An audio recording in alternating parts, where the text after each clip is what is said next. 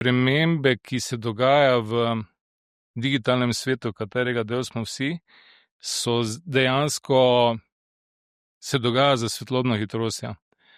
Tehnike napadov, zlorabe, to gre v ene take ekstreme, da si tega še mogoče 2-3 leta nazaj sploh nismo znali predstavljati.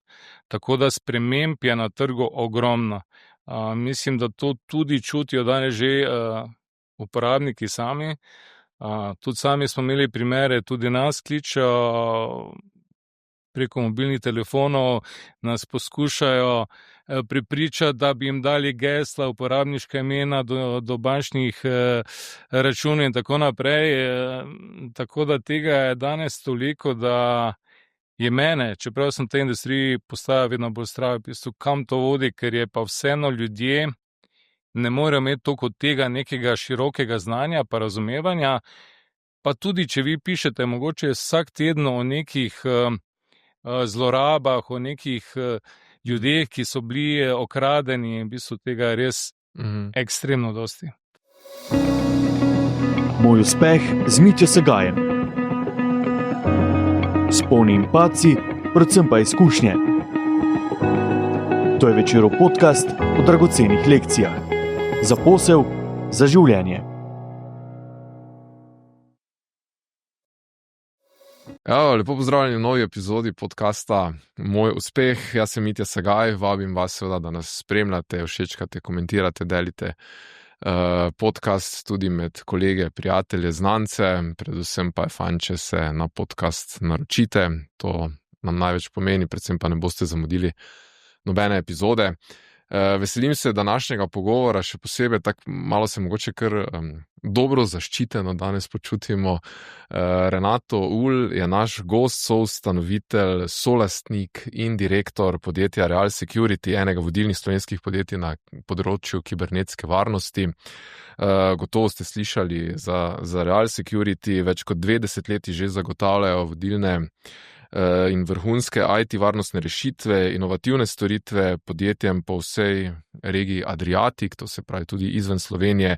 Poleg tega so organizatorji konference RISK, tako da ni naključje, da tudi danes sediva z Renatom in da ta epizoda izide prav v teh dneh, kajti konferenca RISK je največji dogodek s področja informacijske varnosti v regiji in poteka čez nekaj dni.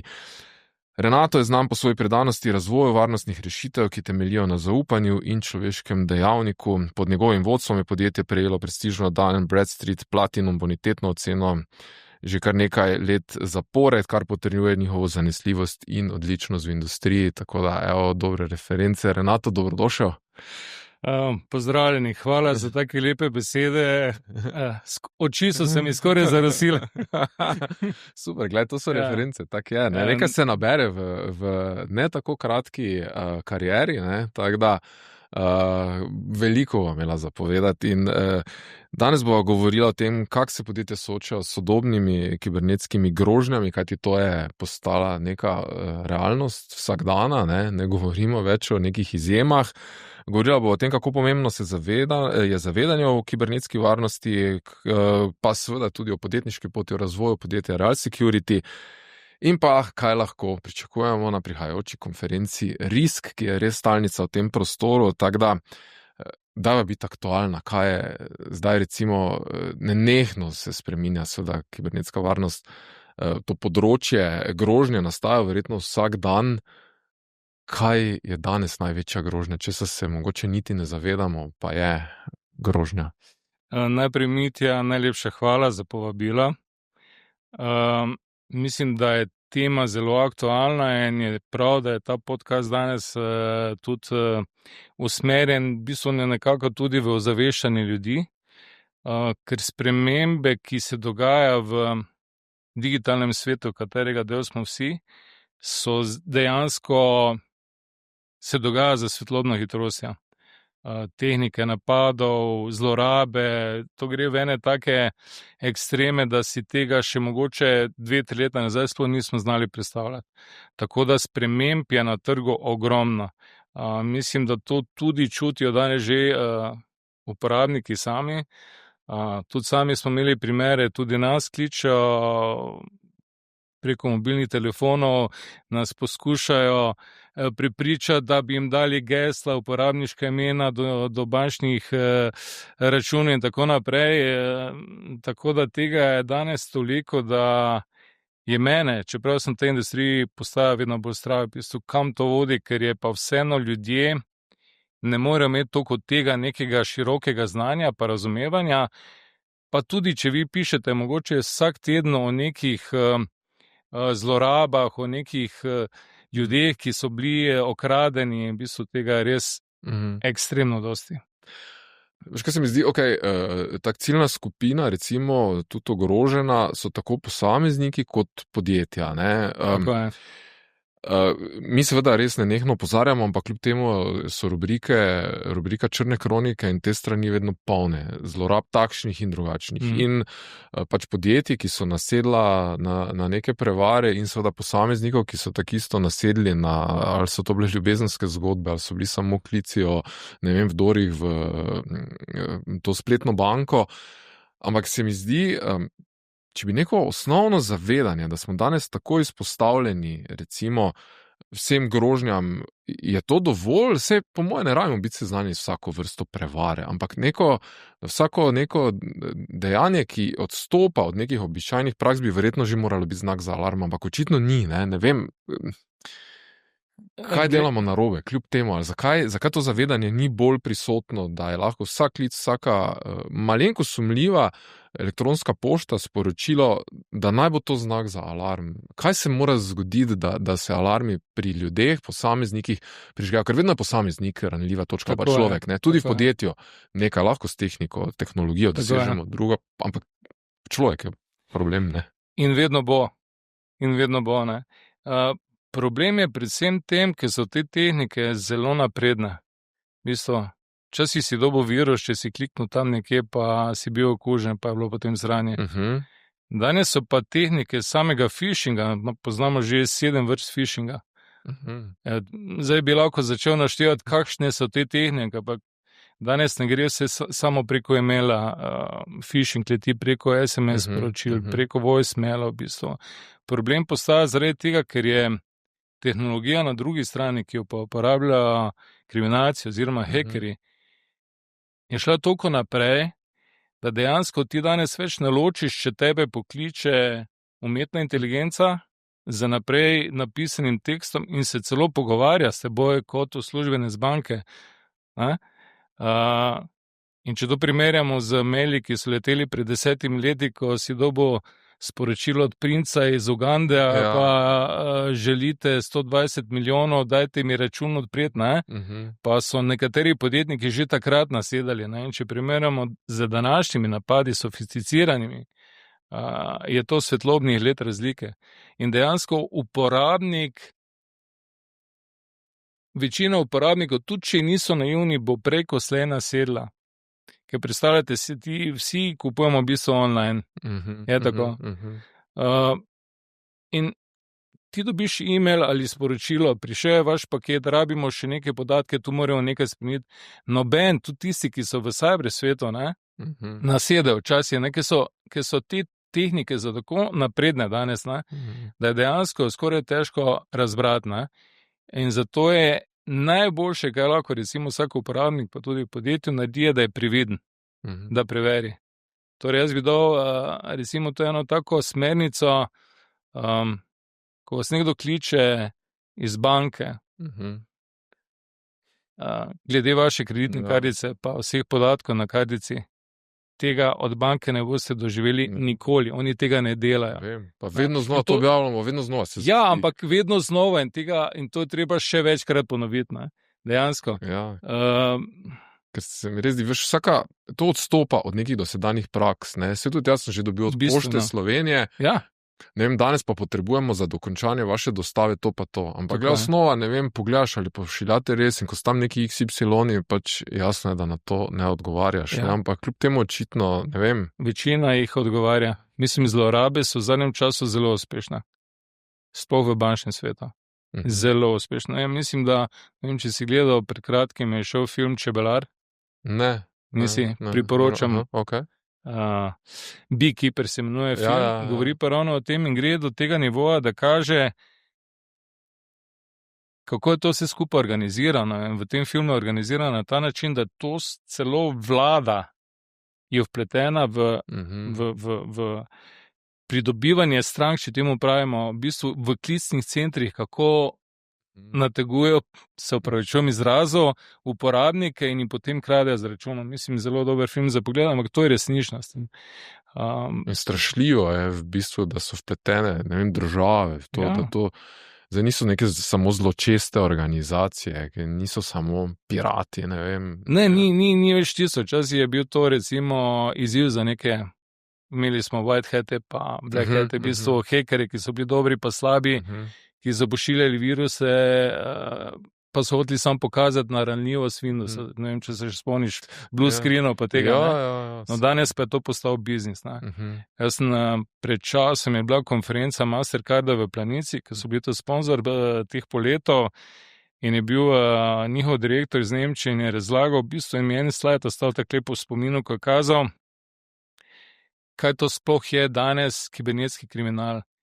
In na slajdu je prikazal družbeni proizvod oziroma kaj ameriško gospodarstvo generira, torej največje gospodarstvo na svetu, generira skoraj 30 trilijard dolarjev, druga je Kitajska z nekaj manj kot 18 trilijardami, in na tretjem mestu so bili hekerji oziroma kibernetski kriminal z 9 milijardami letno. In tega si ljudje ne znajo predstavljati, v bistvu, kakšen ustroj je to v ozadju, da je to dejansko biznis. To je država. In recimo biznis, ki je podprt tudi strani držav, recimo Severna Koreja, to je pa tudi druge države, ne bi zdaj vseh našteval, vemo, tudi kakšna geopolitična situacija na svetu. Tam so prav stavbe, v katerih so v bistvu sponzorirani hekerji oziroma mogoče tudi ne tako dobro plačani, če gledamo Severno Korejo, verjetno se gre za preživetje, no oni konstantno vdirajo v sisteme, poskušajo, pošiljajo fake newse, pošiljajo sporočila in izvajajo phishing in to se zgrinja enormne količine denarja od žrtev. Včasih se je zdelo, da so ti virusi nastali bolj kot nek hobi, ni bilo... Ja, se pravim, to je bilo 20 let nazaj, ko je bilo vse skupaj še, ne vem, takrat je bilo v bistvu glavna tema, morate imeti antivirus, to je že zdane. Ta vlak se je odpeljal, danes smo v drugih časih. Kaj vse torej moramo imeti danes? Ja, pa mogoče je vedno lahko kakšne sporednice vlečemo za filmi, ki smo jih v preteklosti gledali. Tudi če pogledamo Skynet, ampak Arnolda Schwarzeneggerja, pa kako so roboti prevzeli svet, mislim, do tega tudi ni več daleč, nekje teoretično. Če pogledamo razvoj umetne inteligence, kam je to vse skrenilo, kaj vse nam omogoča v pozitivnem smislu, ampak kaj pa tudi tista temna stran, ki se lahko zgodi. In ta Skynet je ravno ta temna stran, ki se nam lahko zgodi. In ne vem, če ste spremljali prejšnji teden, so objavili, da se je prvič AI uprl. Dali so mu navodilo, naj se zapre in naj skupira podatke na druge serverje in tega ni hotel storiti in se začel povezati z drugimi računalniki. Tako da do tistega mračnega, recimo, scenarija, ko smo gledali za Schwarzeneggerom pa za Skynetom, mislim, da ni več daleč. Tudi Nvidia, ne vem, če ste videli na zadnjih predstavitvah, ki je prišel ustanovitelj Nvidije, je predstavil ne svoje sodelavce, ampak je postavil, mislim, da je bilo 12 vrst modelov robotov in to gre v eno tako nesluteno razsežnost, ki jo mi danes dejansko težko dojemamo. Ampak dobro, za na nek način torej, to predajamo, ampak se predajamo v bistvu samo z znanjem in inteligenco, ki smo mi dali tja, ki jo je človek dal v to. Ja, drži. Vse umetna inteligenca ni nekaj novega. To so že v 60 letih razvijali. Zdaj se je komercializirala. Zdaj se je tale razvoj pospešil. Zdaj se vlaga ogromna denarna sredstva v razvoj, v data centre, v zaposlovanje ljudi, ki so recimo najvišji, recimo najpametnejši ljudje, strokovnjaki iz tega področja, ki dejansko pospešujejo celoten razvoj in to gre zdaj bistveno hitreje. Ampak se pravim, tako vsaka tehnologija za nekaj dobra, kot je bil internet, pa smo na začetku bili vsi veseli, super, lepo, fajn, kaj vse lahko delamo, lahko gremo gledati, recimo, kaj zem, na internet avte, pa karkoli komuniciramo, objavljamo slike preko Facebooka, ne. Tako se na drugi strani razvija tudi tisti temen del interneta, recimo, ne, dark web, na katerem še danes, recimo, skupine prodajajo orožje, droge, številke kreditnih kartic in tako naprej, ne. Mislim, vedno je yin pa yang, bom rekli, dobra pa slaba plat. To se tako predstavljaš, da za uravnoteženost mora biti, ne? Ja, mora biti, ne, nekje, ne. Ja, sej na nas pa je nekako kaj bo prevladalo, ne. Sej celotno človeštvo je nekje med dobrim in slabim, ne? In med dnevom in nočjo. Ne? Božični solsticija, kaj s tem rečem? Ja, mislim, tu bi lahko sporednice vlekli do nemoglosti. Ja. To se, kar se zdaj tudi slabega pol ljudem zgodi, je to bolj posledica res tega nezavedanja ali mogoče nekega attituda, meni se pa to že ne more zgoditi. Ne vem, ljudje verjetno preberejo tudi, to vse so grožnje, ampak meni se že ne bo zgodilo, pa jaz nisem dovolj zanimiv, da bi, ne vem, ciljali na mene. Posledica česa je bolj mogoče ta situacija, v kateri smo danes? Ljudje, ravno to, kar si rekel, ne? Ljudje razmišljajo, meni se to ne more zgoditi. Tako tudi nekatera podjetja pri nas, saj mi smo v Sloveniji, koga pa zanima, recimo v Ameriki pa v Braziliji, ne? Kaj imamo mi na računu? Ja. Če imaš ti interes, recimo, služiti denar z vdiranjem, Pol je zanimiv, vsak ima nekaj denarja. Zanimiv, ne? Vsak ima račun, vsak ima kreditna kartica. Mogoče pa tudi ni samo denar zanimiv nekomu, ki vdira, ne? Mogoče pa tudi kraj identitete nekomu zanimiva. Strateške informacije, ne? Mogoče zdravstvene informacije, veš, nekdo mogoče danes, se veš, mladina tak, ne, si vdira v Facebook račune, pa potem fejka, pa objavlja, kaj v imenu kakšne punce, veš, ki bi radi škodili, zato ker ji pač ni bil simpatičen, ampak to gre od teh osnovnih nekih zlorab, pa tja do tistih ekstremnih napadov, ki zahtevajo velike odškodnine, zato da ti lahko ena organizacija sploh požene nazaj delovanje svoje strežnike, recimo pa naj si bo to trgovina online, naj si bo to neki servisi, naj si bo to državna uprava, naj si bo to recimo Univerza v Mariboru z izpitnimi roki, ki še pa. Je danes vedno nekak denar, vedno gre za odkupnino, recimo? Ne gre vedno, v glavnem imamo skupine, ki so specializirane na vdiranje kraja denarja, imamo skupine, ki so geostrateško usmerjene to, da bi destabilizirali recimo določene države, določene sektore, recimo zdaj v primeru ukrajinsko-ruskega spopada se recimo pojavlja zelo dosti napadov ruskih hekerjev na države Evropske unije, ker podpirajo to vojno, pa so na strani Ukrajine. Veš, teh razlogov, zakaj nekdo vdira, napada, je nešteto.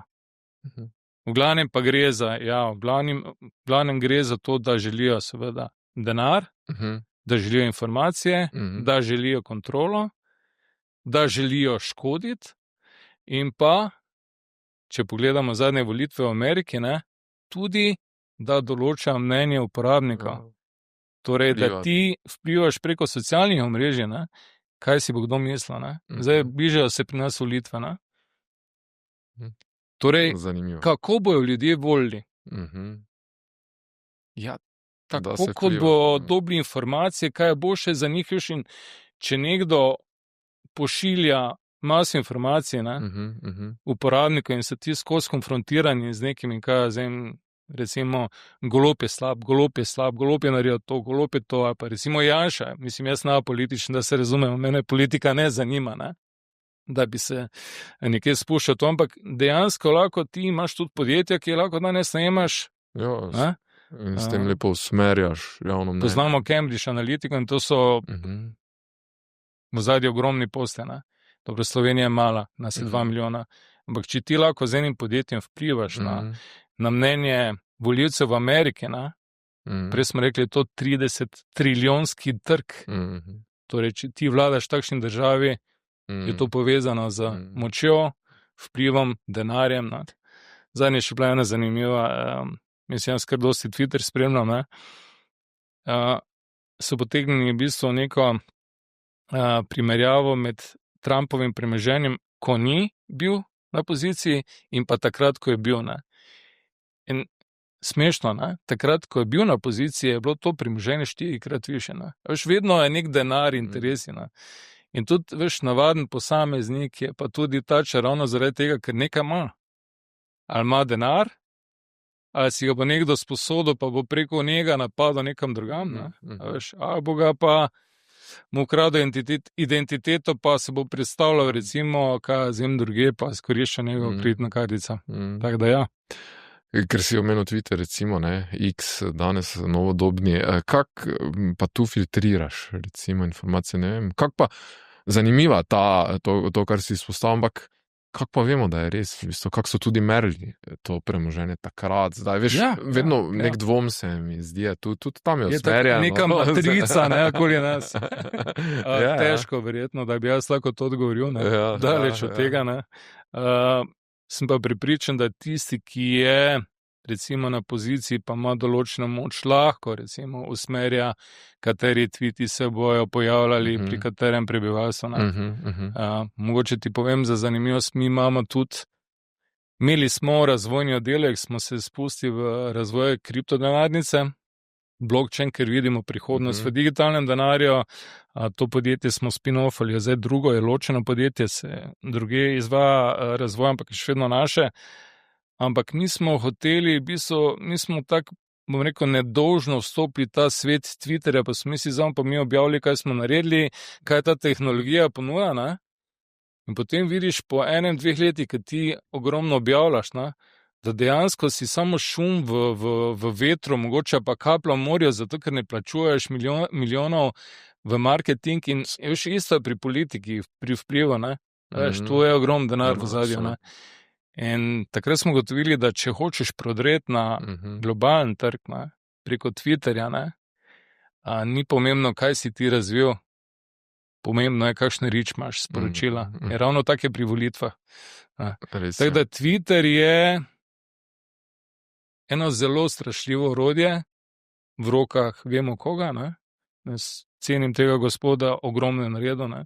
Odprl nam bo vrata na Mars, ne? Naši prapravnuki bo mogoče hodili na kako univerzo na Marsu, pa Neptunu, vse ne vemo, bo živeli v nekem drugem okolju, ampak kakorkoli, ne? Ni pa to dobro, da je to v rokah, vsa ta moč pa kontrola skoncentrirana na enem mestu, ne? To je moje mnenje, ne? Se na drugi strani imaš pa WeChat na Kitajskem, ki je pa bistveno večji trg, ne? Tam pa že grejo zadeve do te mere, da dejansko kitajska vlada nadzira uporabnike WeChata, kaj počnejo, kje trošijo denar. Celo tako daleč je šlo, da imajo lestvice za njih, da jih v bistvu ocenijo, točkujejo jih, ne, recimo tako v šoli, ne. In to pa si noben ne želi, ne. Vsi bi radi malo neodvisnost, mislim, noben noče neke kontrole nad sabo Big Brothera, ne. Ampak dejansko se je vse skupaj razvilo ravno zaradi kontrole. Ideje Big Brothera, ideje, internet je tako nastal iz projekta, ki so ga v Ameriki, univerze, ameriška vojska, v bistvu ARPA, ne. Pa ne zato, ker so oni takrat razmišljali, kako bo to fancy, da smo mi lahko slikice pošiljali, pa ocenjevali, recimo kaj, pa iskali avte, pa naročali hrano domov, ne. Oni so to v bistvu kot protiutež ruskemu programu Sputnik, pa oni se Rusi zelo imeli takrat obveščevalna orodja in se je to zato razvila. In dejansko je šlo v eno tako obsežno uporabo, ne, ampak še vedno ostaja v zadju tista osnovna ideja, ne, kontrola nad ljudmi. Kontrola nad ljudmi, kontrola nad tem, kaj bo kdo videl, kaj bo kdo slišal, ne, se vidiš. Če ti iščeš recimo spodnje perilo, dvakrat boš pogledal, se ti po cel mesec odpirali neki oglasi, razumeš, spodnje perilo, takšno, zato ker razpolagajo s svojimi podatki, ne, veš, profili ljudi, ne, podobno kot na WeChatu na Kitajskem. Ja, zanimivo bo, dobro je zavedanje o tem, ampak kako bomo videli. Povej nam, S čim se zdaj največ ukvarjate? Ne mislim v teh dneh v podjetju, vem, z organizacijo konference bova še rekla o tem, ampak kako danes vi recimo svetujete podjetjem, kako razvijate te rešitve za njih? Kaj je danes neki vaš core business recimo? Zdaj v osnovi moram povedati, mi smo razvijali pa razvijamo na področju blockchaina tehnologije. Ne? Kar se pa tiče naše osnovne dejavnosti, pa zastopamo priznana podjetja iz tujine, ki sami razvijajo. To so podjetja, ki zaposlujejo po nekaj 10,000 ljudi na določenih segmentih elektronske varnosti. In kaj mi delamo? V bistvu naše poslanstvo kot podjetje je bilo vedno prenesti nove tehnologije na ta trg, seznaniti javnost, torej ciljna javnost, to so podjetja, ki se ukvarjajo z računalništvom, ki skrbijo, da, mislim, ker mi smo distributerji. To pomeni, naša vloga na trgu ni iti do bank, pa jim ponuditi to rešitev, iti do zavarovalnic, ne vem do koga, ne? Ampak je predstaviti rešitve in s pomočjo partnerjev, torej sistemskih integratorjev, uspešno implementirati rešitve. In največ, kaj delamo, je ogromno tako imenovanih roadshow, delavnic, tekmovanj, hekatonov. Zdaj smo ravno prejšnji teden smo imeli hekaton v Zagrebu, predtem smo bili v Črni gori, v Srbiji, v Makedoniji, v bistvu smo skozi na poti, ne? Jaz ne, kot direktor, na srečo, se mi ne ljubi več po domače povedano, ker sem se najedel. Časi pa verjetno, ne? Časi smo pa dosti, prvih 10 let je bilo to konstantno. Sestanki, debate, dogodki, mislim, to je bilo že tako, da včasih je šlo že moje ženi na živce, pa bi si v tej priliki zahvalil, da mi je stala toliko leto v strani, ker je to včasih res nemogoče. Ne? In tako da je v zadnjem času, mislim, vse smo že včasih, ampak zdaj pa res zelo pospešeno, zato ker je pa razvoj teh tehnologij, pa gre tako naprej. Ne? In umetna inteligenca je danes že posega na to področje in tudi tisti, ki so recimo na vrhu ponudnikov te kibernetske rešitev, ne, za preprečevanje vdorov, za nadzor omrežij in tako dalje, že vsi uporabljajo umetno inteligenco. Ne. In to je zopet nov korak pri tehnologiji, ki ga je treba zopet predstavljati, razlagati, in to je proces, ki se ne konča. Ne. Ti, če hočeš varovati svoje omrežje, ne boš kupil antivirus, pa požarna pregrada, pa si boš mislil, to je konec. Ne. To je šele začetek. Zanimivo, verjetno si predstavljam, da je ta percepcija pri podjetjih bila ravno ta, ne, protivirusna zaščita, firewall in tu nekje smo verjetno. Ne. Še to je bil problem prodati. Nekoč. Je danes to zavedanje na višji ravni? Bistveno višji. Okay. Zavedanje je na bistveno višji ravni, ne. Je pa še vedno ta percepcija, da je to za podjetje strošek, pa za posameznika. Okay. Vlagati znanje je nekaj najboljšega, kar lahko narediš, pa v tehnologijo, ki bo tebe varovala pred napadi, vdori. Noben si ne more privoščiti danes, recimo, če govorimo o podjetjih, da mu sistem pade, da mu računovodstvo ne dela, da ne vem, niti komunikacija ne dela. Ne.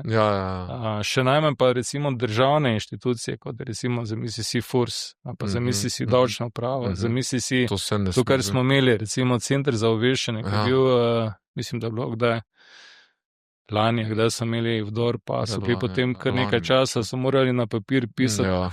Nepredstavljivo. Predstavljaj si.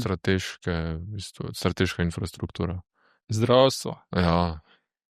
Danes lahko nekdo nadaleč aparat za dihanje izključi. To so bolj realni problemi. Problemi so še hujši. Danes lahko nekdo nadaleč izključi operacije v letalo, kar so že uspeli narediti v Airbusu. Pa nedolgo od tega. Brez posledic? Brez posledic, na srečo. Ne testno, torej. Ni bilo testno, ne bi bil napad, ampak ni bil dovolj dobro, ampak so prišli na nek način do komase, so se začele stvari dogajati, ampak so uspeli zadevo rešiti.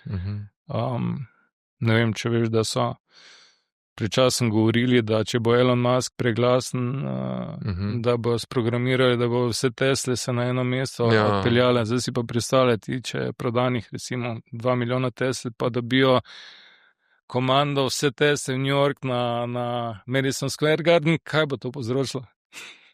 Poglej na zadnje, kaj je bilo, predvsem, recimo prejšnji teden v Španiji, s tem Ja. mrkom, ne, ko govorijo, da je bilo to. Ja. Jaz mislim, ne poznamo prave zgodbe v zadju, ne? A veš, Ja. kaj veš, kaj je bilo, ne? Veš, čas je, da ti preprečiš še večjo paniko, pa mogoče tudi lansiraš lažne informacije, pa se opravičiš na nek način, pa v zadju plačaš mogoče nekomu izsiljevalski denar, ne? Veš, vsega ne vemo, ne? Ja. Tako bom rekel, ne, nisem ti odgovoril na vprašanje. Ja, podjetja se vedno bolj zavedajo, ta ozaveščenost narašča. Problem je zato, ker še vedno smatrajo, da je to strošek. Čeprav, Je pa investicija dejansko. Ja. Čeprav, kot so govorila že prej, seveda je vedno problem, ne, dati za to, čeprav, ko pa pride do situacije, takrat pa ni problem. Ne, nikoli ne. Ampak je takrat draga lekcija. Ne? Zelo bistveno draga. dražja, kot bi bila verjetno, če bi se tega lotili preventivno. Bistveno dražje je recimo kupiti opremo, ki te ščiti, kot pa biti napaden pa utrpeti posledica. Zdaj, vse so neki statistični podatki, pa ne bi se lagal, ne bi o številkah govoril, ampak vem, da je nek procent, ki je kar visok podjetij v tujini, ki jih napadajo, ne, tudi propade. Gre v stečaj, ker se dejansko ne more več pobrati.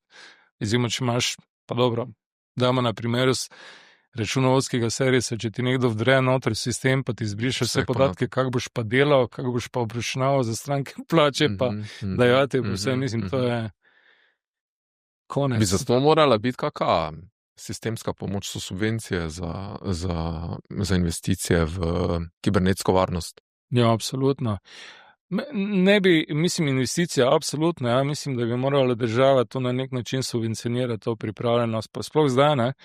Zdaj se je sprejel, sem povedal, tale NIS-2 direktivo, zdaj ne vem, če smo se to prej pogovarjali. Predno smo začeli snemati, mogoče na kratko, poveš seveda, kaj to prinaša, v bistvu samo, da se zaveda. Evropska unija ravno zaradi obsega vseh teh napadov, zlorab, pa vseh težav, ki so danes prisotne, je nadgradil ta GDPR, ne, ki smo govorili, kaj bo morajo podjetja vse imeti, pa si ga na nek način podjetja niso ravno držala, v bistvu so si printali copy-paste načrte za okrevanje po napadu, pa takšne stvari, v bistvu pa noben ni naredil točnega pregleda v sistem, razen tisti veliki res, recimo telekomi, banke, oni tudi po drugih, recimo standardih pa regulativah morajo na nek način biti ustrezno opremljeni, ne? Ampak recimo 99% podjetij pa ne, pa tudi državna uprava, nažalost. Ne? Zdaj pa je lani oktobra bi že morali biti sprejeta zakonodaja za novo kibernetsko varnost, v bistvu, ki se imenuje NIS-2. To niso samo priporočila, na nek način so priporočila, ampak to so priporočila, ki v bistvu državam nalaga, kaj morajo oni naprej poskrbeti, da bo na trgu delovalo, in pri GDPR ni bilo nekih kazni, zdaj pa nekih odgovornosti, da bi zdaj se jokali, pa se to vse malo pometlo pod prepražnik. Zdaj s to novo direktivo, ki so prejšnji teden končno v Sloveniji tudi sprejeli in ki bo začela veljati en teden po objavi v Uradnem listu, da vidimo, dokdaj bo to še trajalo. Okay. Se pa zadeve bistveno spreminjajo, predvsem v tistem vrš bolečem delu, ko rečemo, prej smo pač bili napadeni, pa smo to javili, pa tudi nismo, ne. Pa je to šlo mimo nas, danes pa gre celo tako daleč, da lahko, recimo, če ni bilo podjetje, ampak določeno podjetje, pač ne velja za vsa podjetja, ampak velja za podjetja, ki so, recimo, trgovine, ki se ukvarjajo z širšimi servisi, banke, pa je to pa tudi, recimo, izobraževalne inštitucije, telekomi, v bistvu mission critical podjetja, ne. Lahko pride celo do tega, da vodstvo odgovarja na ta način, da mora zapustiti položaj. Torej, direktor lahko dobi po napadu, če ni poskrbel recimo za sistem oziroma omrežje, za zaščito, in je direktno odgovoren in ga lahko vržejo iz pozicije direktorja. Plus denarne kazni. Denarne kazni pa grejo do več milijonov, tudi do 8 milijonov. In v bistvu ta direktiva tudi nalaga, kaj vse more podjetje zagotoviti In to ni samo antivirus pa požarna pregrada, ampak cel spisek od dvofaktorske autentikacije do, recimo, prej smo mogoče pozabili povedati, ker smo govorili, kaj je za podjetje tudi zelo dobro, da imajo v bistvu varnostne kopije, torej, če pride do vdora, ne boš se rešil iz zagate, razen če boš imel nekje kopijo na neki geolokaciji, nekje druge, da boš lahko obnovil svoj sistem. In to je prav spisek kot recept, kaj vse mora imeti. In da bi zagotovil vsem tem zahtevam, je kar potrebno prvič imeti kader, ki bo to razumel, drugič imeti finančna sredstva. In ja, strinjam se, dejansko bi morala država na nek način subvencionirati vsaj davek pri nakupu, recimo, kibernetskih orodij za zaščito, pa za nadzor, pa tekoče poslovanje. Absolutno se strinjam. Mislim, ideja je vrhunska, in to bi v eni demokratični, moderni družbi pričakoval, da se zgodi. Vprašanje je, koliko so ti davki sladki za nekoga, zato ker pa apetiti določenih ministrstev pa so verjetno krat 3 tega, kar dobijo. In je to usklajevanje. Mislim, jaz se ne bi šel v politike, niti ne bi hotel biti. Kdajkoli nekdo, ki odloča o čem takem, ker je verjetno ni enostavno. Ampak ko rečeš, ne vem, zaradi tega tudi propadejo podjetja, se to je vendarle gospodarstvo. Mislim, to je škoda države na koncu. In davki od tam, prispevki, zaposleni, plače, njihove družine. Lahko tudi neke socialne bombe na koncu dneva. Ne vem, zdaj mogoče grem predaleč, ampak. Ne greš, absolutno so lahko. Zato se mi zdi smotrno v to vlagati. Tako da, ena pobuda, recimo. Super, bom napisal, pa bom povedal na naši konferenci, da je prišla pobuda od Mitje. Konferenca, konferenca je stalnica, Risk konferenca, v Sloveniji ste že 18. polnoletno leto, letos Laško, 11.12. juni. Pozabil sem svoje predstaviti, ker so zdaj tu stopnice na mizi, Renato je bil toliko prijazen, da je stopnice prinesel. Pa še enega medvedka. Mini hekerja. Mini hekerja. Najprej se mi je zdela lepa gesta, da ne bova sama v studiu, zdaj pa sem že začel razmišljati, kaj neki se skriva v njem, kaj se snema, tako da bom zdaj malo sumničav gledal na tega mini hekerja. Ja, moraš biti vedno sumničav. Tudi, recimo, največji prijatelj je lahko na koncu tisti, ki zlorabi tvoje podatke, kakorkoli sebi v korist, ampak jaz tega medvedka nisem s tem namenom prinesel, tudi kartne. Medvedka sem pač preprosto prinesel, pa ker si preomenjal, da imaš sina Vita, pa naj bo ta medvedek za Vita, da ne boš peniral na večero. Čakaj, jaz moram pol to prijaviti, veš. Zakaj pa? Da sem prejel, v bistvu, čeprav je male vrednosti računa, ali pa je neprecenljiv. Tako da nam ne boste očitali kakršnekoli podkupnine. Prijavim Fursu. Dobro, ok. Prejeto darilo. Mislim, da darilo nad 50 evrov. Ta medvedek pa če 10 evrov je dosti. Za nekoga bo neprecenljiv. Res je. Hvala, Renato. Dajva, konferenca, v finišu ste v bistvu. Za koga? Kdo se pride letos? Vi ste v finišu priprav, ampak komu je konferenca namenjena, kdo bodo zvezdniki letošnje konference? Vse nam povej. Konferenca je namenjena tako vedno podjetjem, ki se ukvarjajo z računalništvom, odločevalcem v podjetjih, sploh zdaj ob tej novi direktivi, ki prihaja, računalniškim, recimo, entuziastom, tudi študenti. Marsikateri študent pride, pa na konferenco za njih imamo tudi posebne pogoje. Tako da nas komod kontaktirajo, pa bomo dali, karte, ki sem jih prinesel, so v bistvu za posebna vrsta kart za državno upravo, ki jo letos subvencioniramo, torej za ceno ene karte lahko prijete 2. Tako da recimo nabor teh CIO-tov, CISO-tov, kakorkoli se že imenujejo, strokovnjakov, tisti, ki skrbijo za korporativno varnost, ljudi, ki delajo v računalništvu, je zelo širok, v bistvu. Zelo pomembni ljudje, in pa tudi tisti, ki so odgovorni v podjetjih. Torej, tudi kakšen direktor se najde. Večinoma so to predstavniki bank, zavarovalnic, državne uprave, tudi iz vojske, policije, podjetij, ki so v retailu, v bistvu, prodaje. Tako da tu je, recimo, en spektr teh ljudi je zelo širok. Tem ljudem je namenjeno. Je pa letos zelo velik poudarek ravno na tem, kar sem pri tem govorila.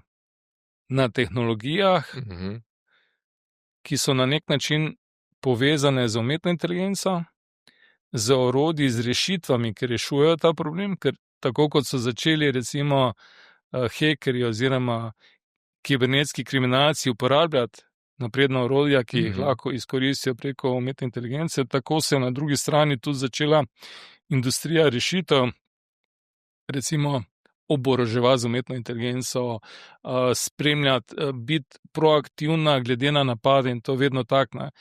Pravijo sicer, da so hekerji vedno en korak pred proizvajalci, ne, ampak z pravimi orodji, ogromno denarja se vlaga, moram povedati, v tehnologije in veliko teh novih tehnologij bo predstavljenih, zelo pomembni ljudje bo predavali, mogoče kot zanimivost naj povem, da je še pred kratkim direktor za boj proti kibernetskemu kriminalu pri Interpolu, bo imel keynote, recimo Mo Cashman, ki je en od vrhunskih strokovnjakov, ki dela na globalnem nivoju in pomaga na državnih nivojih v bistvu ščititi vojsko, policijo, državne grame, velike sisteme. Oni imajo v bistvu v Amsterdamu demo centraliziran, taki war zone se reče, da vidijo, ker lahko prikaže, kako dejansko izgledajo ti napadi, kakšne tehnologije uporabljajo. Ne? In on ima vedno dobre predavanja, pa vrsta drugih predavateljev. Jaz mislim, da je čez 21 držav, imamo Fince, Japonce, Izraelce, Nemce, Italijane, mislim, pa tudi naše bratje iz bivših republik neskupnih. Pridajo tudi gostje, v bistvu, iz sosednjih držav, večinoma je udeleženci. Tudi, ja, iz Kazahstana sem videl, da so se prijavljali, v bistvu, eni dosti je slovenskih gostov, je pa tudi, moram povedati, da je zelo dosti gostov, ki prihajajo iz Hrvaške. Hrvaška je tu en korak naprej, bom rekel, ne pri razumevanju, ampak ogromno se pri njih vlaga. Mislim, da dosti več vlaga v to kibernetsko varnost na Hrvaškem, se pri nas je tu dosti vlaga, da se razumemo, ne? Ni to kritika nobenim podjetjem, ampak tam vidim bistveno večji obseg in pa tudi dosti večji odziv, ne? Ker smo pošiljali vabila, tam je bilo takoj, prijave so prišle iz Hrvaške, mislim, da že 6 mesecev nazaj. Ta glavni hotel v Termani, kjer se bo odvijala konferenca, ki ima, mislim, da 240 sob, je bil že januarja zaseden. Tako da ne gre nekak z idejo, o kateri smo lani, ko smo imeli skoraj 600 ljudi na konferenci, pa so že vendorji sami rekli, da je mogoče malo preveč ljudi, ker je mingljanje je fajn, ne? Ja. Ni pa se fajn tiščati na enem prostoru, ne? Ker Termana je tudi nekako omejena. Nismo pa hoteli menjati prostora in smo se v bistvu pogovarjali, da bi malo omejili konferenco, pa znižali tisti prag števila ljudi, ki še lahko pride, in bomo videli, kako še zdaj še to nekako balansiramo, ampak konferenca sama kot taka bo, po moje, bo najboljša do zdaj, ne? Bravo. Imamo pa presenečen od tega programa delavnic interaktivnih, prav hands-on, prikazov hekanja dobrih praks, zelo dosti bo govora o regulativi tudi, prikazana bo orodja, ki so bila uspešno uporabljena v tujini, mislim, da je 40 delavnic pa predstavitev, res bo perfektno, bo pa tudi tale socialni del, ki se ga mi gremo, ki mu vedno dosti časa posvečamo. Do letos smo delali gala večerje z nekimi predstavitvami levo-desno, letos smo se obrnili in smo spremenili koncept, letos bomo imeli koncert v živo z enim bendom, ki igra vrhunsko na glavnem stageu, imeli bomo pa tudi Casino Royale, kjer bo lahko, v bistvu smo se odločili, da gremo v eno tako malo bolj, tako se mi zdi, igralnice so vedno nekako s kriminalom povezane, veš, tak pranje denarja, kriminalci, James Bond. Ja, super. In bomo imeli ruleto, blackjack, pa druge igre. Jaz bi pa mogoče še povedal, na naši konferenci stimuliramo obiskovalce. k obisku predavanj pa k interaktivnosti z svojim konferenčnim denarjem. Imamo Riskota, v bistvu fizični denar, torej ko greš ti na predavanje nekoga, dobiš denar. Dobiš Riskota, to je super, v bistvu naša valuta, ne? In ti lahko potem s tem denarjem, recimo igraš zdaj v igralnici, staviš, ne? Imamo pa tudi en shop, kjer lahko ti recimo gadgete, razne take medvedke, pa to s tem denarjem kupiš, ne? Ali pa pač na koncu recimo sodeluješ pri aukciji, ker zbiramo denar za športnike mlade. V bistvu Mastercard Akademijo podpiramo ene mlade nogometaše, pa ene skakalce, SD Dolomiti, oni so že 10 let dobivajo sredstva od nas. To so mali Petri Prevci, pa to so taki, to so klubi, ki nimajo dosti denarja, ki rabijo, tako da na nek način vračamo družbi, pa socialno odgovorno to prirejamo. Ampak letos ne bomo imeli aukcije, ampak bomo imeli žreb. Obiskovalci bo lahko ta naš konferenčni denar porabili v trgovini, ker si bo lahko kupili kakšne izdelke pa v igralnici in splen iz tega bo pa potem razdeljen med ta društva. Tako da bo zelo pestro.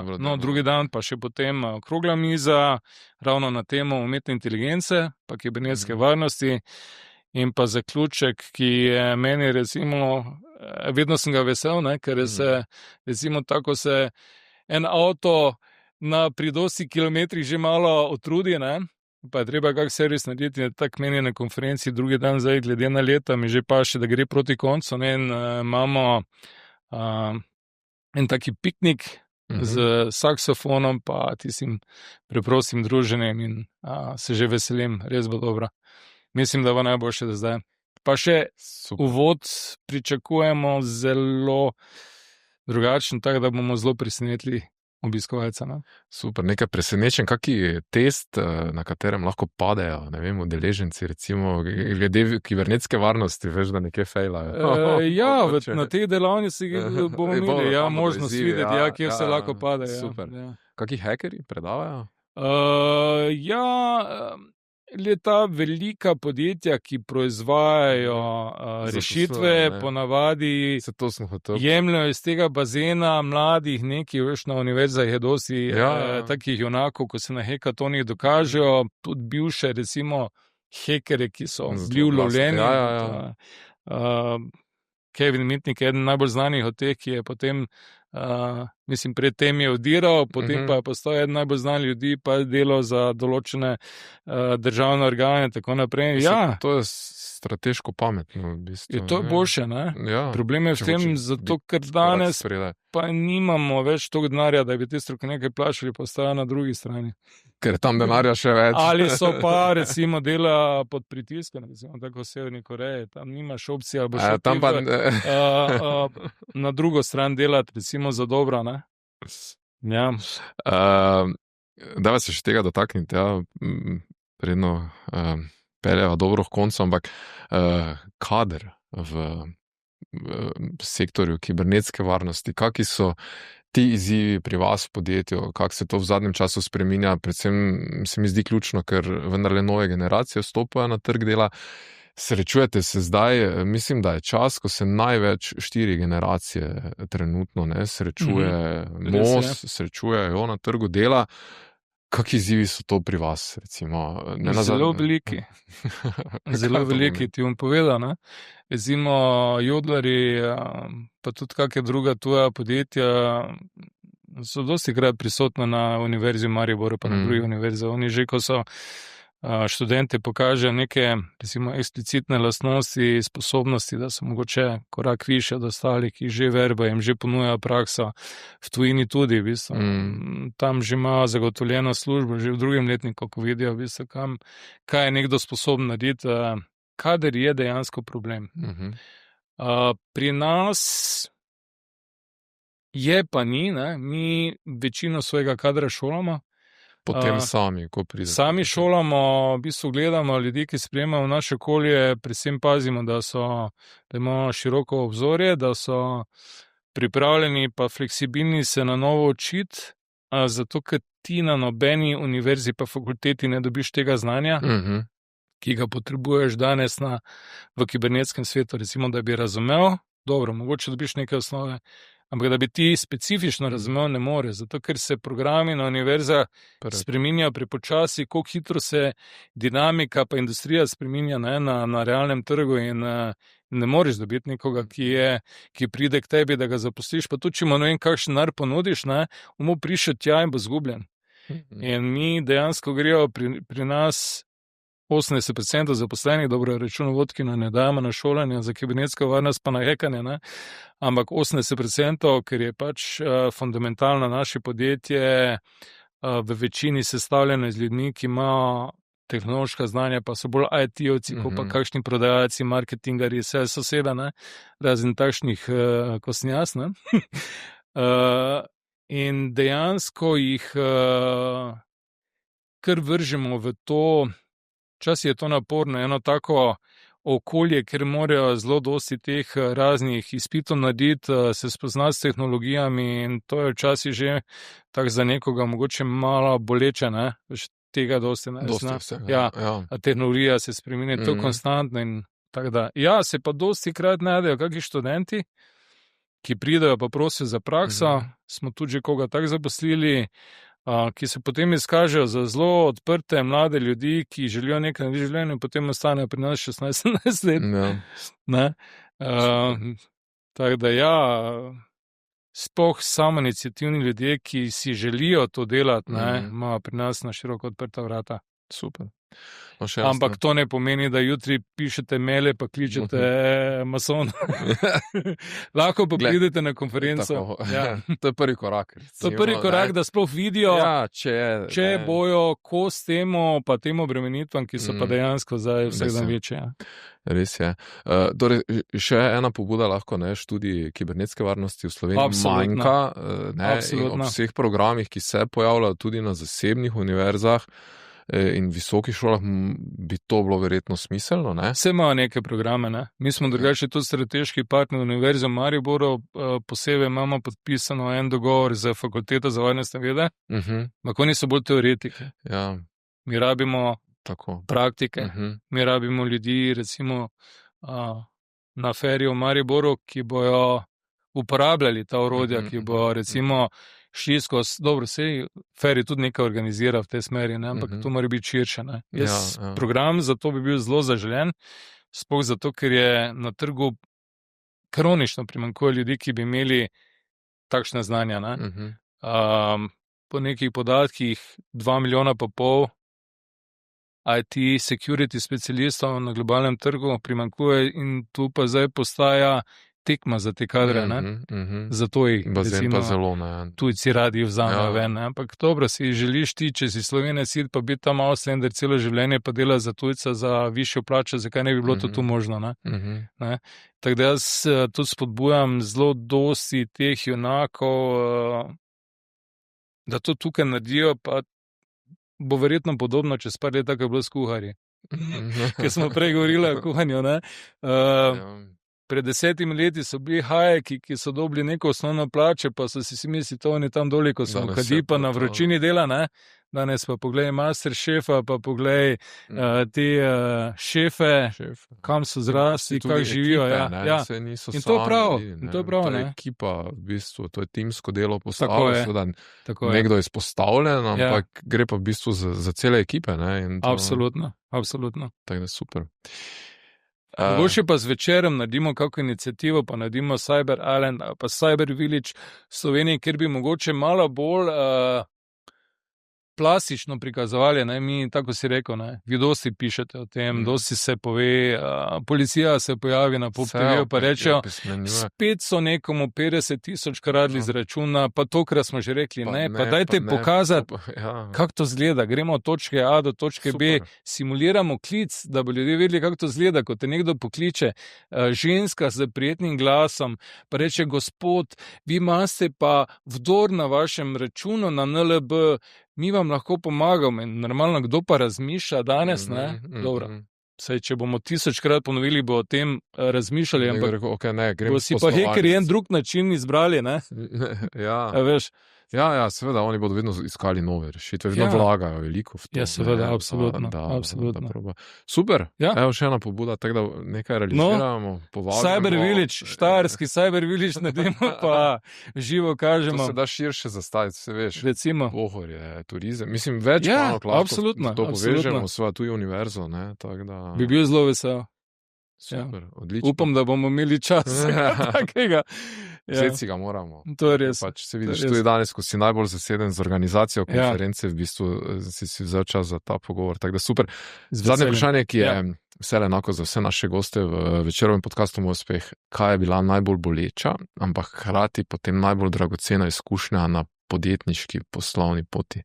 Mogoče se je zdel nek fail, mogoče je bila, ampak je na koncu se izkazal za... Je bil fail. Nekje na pol poti, v bistvu smo 23 let na trgu, malo več, ne? Drugo leto, februarja, po 24 let, nekje na pol poti, ko je podjetje res začelo rasti od mednarodna pa vse, smo se zaleteli v investicije. V enem momentu smo imeli 7 podjetij, niso bila vsa usmerjena v kibernetsko varnost, vložili smo v eno podjetje, ki je gradilo hotel, v eno podjetje, ki bi naj zgradilo tovarno s peleti, v glavnem zelo širok nabor, bili smo čisto nori, mladi, dirkali smo, cel svet smo hoteli imeti za sebe in ene od teh zgodb so se pač žalostno zaključili, oziroma smo prišli s plavim očesom skozi, ampak na koncu smo spoznali, da dejansko moraš na svoji življenjski poti delati tisto, kar te vleče, torej tam, kjer je tvoja strast. In smo se v bistvu popolnoma osredotočili, zadnjih 10 let smo popolnoma osredotočili na kibernetsko varnost, pa to, na čem smo dobri. Pustili smo tiste ideje, kako bomo čez noč obogatili s tovarno peleta, pa kakorkoli, ne? Ja, dejansko. Mislim, na svet je samo res, fokus je ključen. Na svet za podjetnike, pa za posameznike. Mogoče malo bolj dolgo počakajte, ko vidite, kaj vas zanima, pa zgrabite z vsemi 4. Oklenite se, pa verjemite v to, da vam bo uspelo. Mi smo verjeli, smo pa šli priširoko, nekaj smo se naučili, na srečo uspešno prebrodili tiste čase in zdaj na nek način uživamo v uspehi, pravilne odločitve. Super, najbolj uspešno še naprej. Hvala lepa. Tudi vam. Real Security, hvala za super pogovor, razširimo glas, naredili bomo še nekaj. Vi pa seveda hvala za pozornost, to je bila še ena epizoda podcasta Moj uspeh, vabljeni k komentiranju, k delitvi podcasta, predvsem pa tudi ocenite nas, prisotni smo na vseh platformah, na Spotifyju, YouTubeu in na Apple Podcasts. Do naslednjič, naj bo uspešno in srečno. Pa pridite na risk. Si na risk, malo je treba tvegati, verjetno si na risk. Res je. Super, hvala.